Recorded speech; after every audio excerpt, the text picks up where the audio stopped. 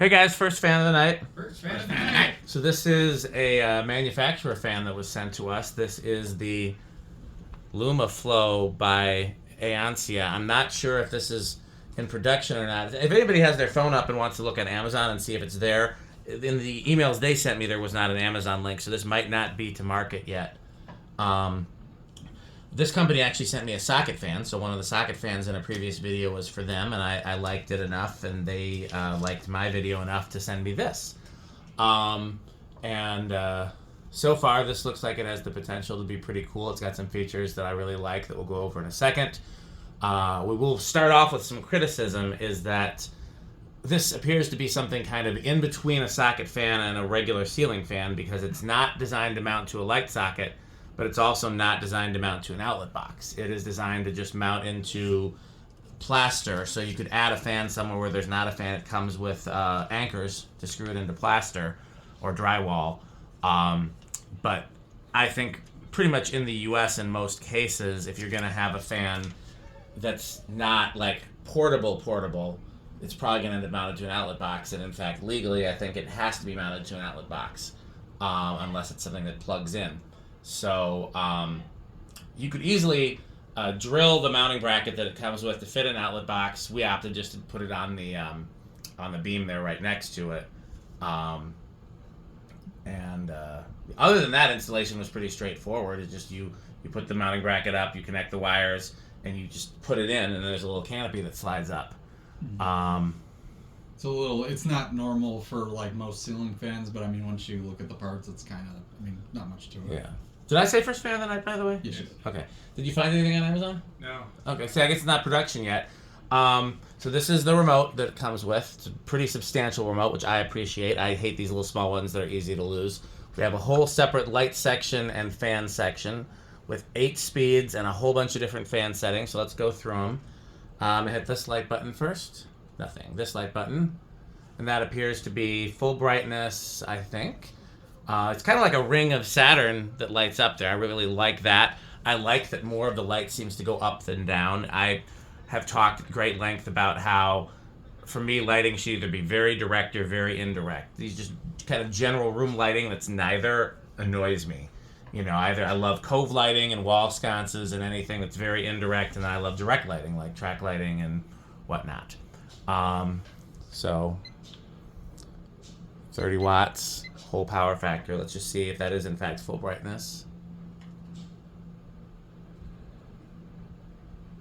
Yep, so then I can, what does this one do? What does star do? Don't know. There's a timer. I'm not going to bother with that. I can dim it. Does not have the night light setting, which is too bad. That is something that I appreciate. If you dim that down all the way, that's... Oh, no, it's the same thing. Some remotes have a button where you push it and it immediately goes... Yeah, it immediately goes to the dimmest setting and usually a warmer color temperature. Speaking of which, you can... Interesting that it didn't smoothly transition. I think maybe when it's at the dimmest setting, it's not as smooth. Let's see. The shape say, right? Yeah. Wonder if they're in the barn. Hopefully. Well, no, Pete's not here. Almost sounds like it. So I'm going to put it all the way up to maximum. Oh, I think we do actually.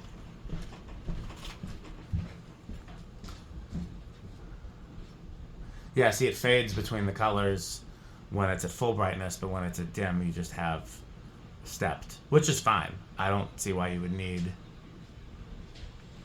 Are they in the barn? Okay. I think that's rain now, right? I like rain, as long as I'm not outside. So yeah, that's what those are the light options, and yeah, we definitely. yeah. So the fan has a... Okay, I'm hitting the on button for the fan. Oh no, this is just an off button, I see. Okay, so let me hit speed 1.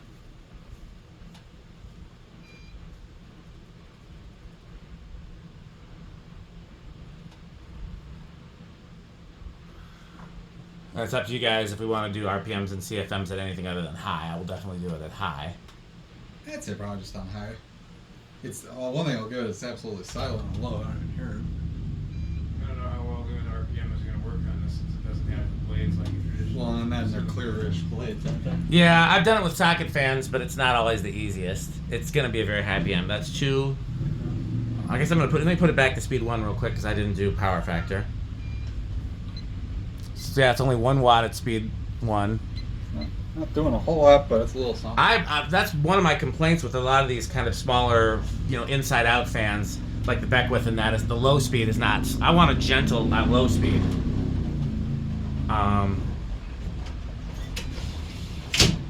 Speed 2, yeah, it's gonna be a little noisy in here with the rain, anyways. Yeah. Speed 3. Let's see what. Speed 4. You're starting to. Well, it goes all the way up to 8. Oh, yeah. Because I was going to say, 1 barely felt anything, but Yeah, that's kind of the idea, I suppose. You probably can't tell on the camera because of the Background noise? rain. Yeah, but it is silent in here. Yeah. Oh, by the way, make sure you have. Well, I guess either one of you, because you're not filming this one. Make sure you have that audio file for the end of the video. I'm getting a little bit of noise from it now on high. Yeah. We're still only at 0.13 amps, 9 watts. Oh, yeah. We can that's definitely. We can definitely do a CFM test. We'll need the need to measure it, and also where's the calculator? There's I did too. Where's that giant one that I got? Okay. Here's one. I got one. Okay. So before we do that, I want to show you guys, so you can. Oh, that's kind of cool. Orbital. You can point it any given direction. You can also. Prototype. And what I really like is that you have the option to, because a lot of them you can then just stop it, but this one also has the option to go straight down. Huh. I really appreciate that feature. Yeah. So here, I'm trying to turn the orbital back on. So I could see the remote receivers kind of like right above the ring, so I don't know if you have to like point it upwards a little bit. I heard it beep, so I don't know why yeah. it's not orbiting right now. Oh, I gotta do that one. I can see why it has to be directional, because you can't really feel anything from it unless you're directly in, in the breeze. It does have a breeze mode. I won't go over that. It does. It's a little more current draw. Oh wow, very rain.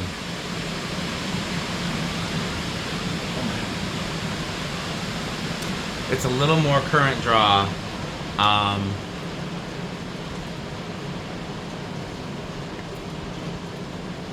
In the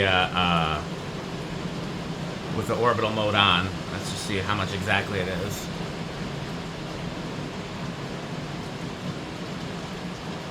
Yeah. Pretty negligible, really. Yeah. I mean, it's negligible current draw period. Well, yeah. Let's measure it and do the you got a tape measure over there? I saw. Here's one. Okay.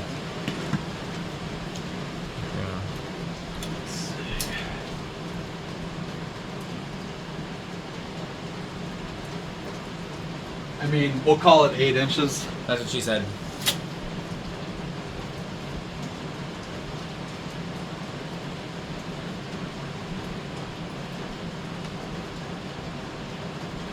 Yeah, actually getting a really clean rating.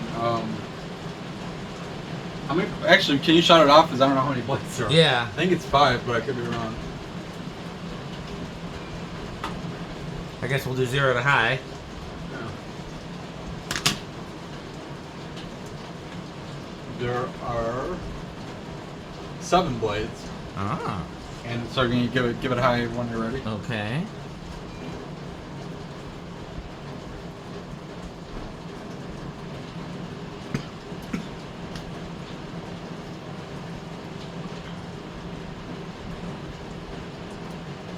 $11,510 divided by 7. About 1,600 RPM. And I mean that seems about right. Yeah.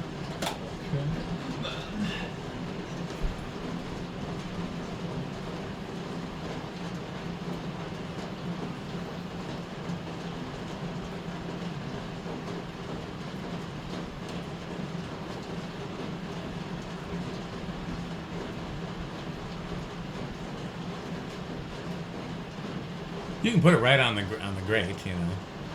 I'm actually getting a slightly higher okay. down here. 1004. So that's very high velocity. Yeah. So that's about 3,500 CFM. So that is actually about the same amount of airflow as like a 36-inch regular fan. It reminds me a lot of the Bell & Howell socket fan in terms of airflow on high. Bell & Howell socket fan is actually about half of that. No, it's less than half of that on high. Yep. Bell & Howell is, I think, around 1,300, if I'm guessing. I've got it in my email, the exact number. Yeah, I think that's so yeah, let me just give it some light here. Turn all the features on.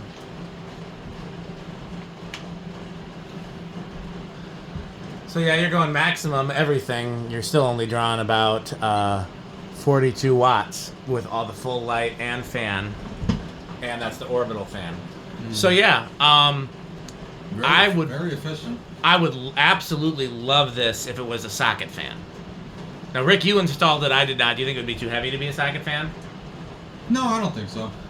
It's about the heaviest thing I'd want to put in a light socket, but yeah, I would. If this was a socket fan, this would be top of my list for socket fans because it's got great light features. It's got the great orbital features. It's the most airflow I think out of any.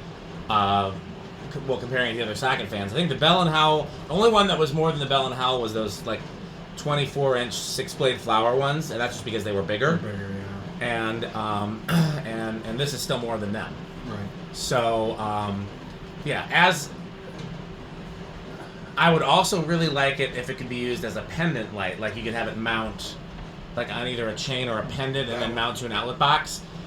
There's not too many places I can recommend it since it doesn't easily mount to an outlet box. I'm just left with where would I purchase this for. Now, where it would be good is somewhere if you don't have an outlet box and you want a bright light and a powerful fan. To me, a bathroom would do. Bathroom would be a really good idea. Because a lot of times bathrooms don't have a ceiling fixture. So, I haven't been there to do a video, but my father-in-law finally replaced the 5 fans in his bedroom. Have you seen that video? Yeah. So he replaced it with something very similar to this. Like 5 of them? 3. He kept the 2 ceiling fans where the ceiling is higher. Gotcha. And then the ones that were low hanging and in disrepair anyways. Honestly, those. Yeah. I mean, it's sad to see that install go. I think he probably got a vast improvement in quality by going to something like this because those were actually perfect for there because he didn't have outlet boxes. If you saw, all of that was just wire molded. Right. And so he was able to put them right into the plaster, and he got a lot more light and a lot more air movement. So something like that. Somewhere I think Rick's idea of putting it in a bathroom is a really good idea. And you could very easily mount this to a swag core and it could just plug in. That's what we did here for the testing. You see it just plugs in there. So also for like a garage or a utility room, again, anywhere you need a lot of light and a lot of airflow from a very small package. But if, like I said, if you're going to try to mount it to an outlet box, you're going to have to be a little creative. Anything you guys want to say? Yeah, I like the light output from it. I mean, I think it does throw a nice... I think it is a little bit more of an up light than a down light. Which is, I appreciate that. It's not necessarily a bad thing. I think it's got all the good features. I do really like that you can press the button and it resets to center, like dead center, so you don't have to estimate it with just rotating that. Here, let's do a Rick test. If you guys want to kill these side lights, we can do the lowest speed and the lowest light level. And then if somebody can get our audio technology ready to go, because then it'll be time to wrap up the video. Can I see a different color temperature? Absolutely. You want warmer or cooler or both? Give me warm. Let's see, like almost night light-ish. Why is it not listening to me?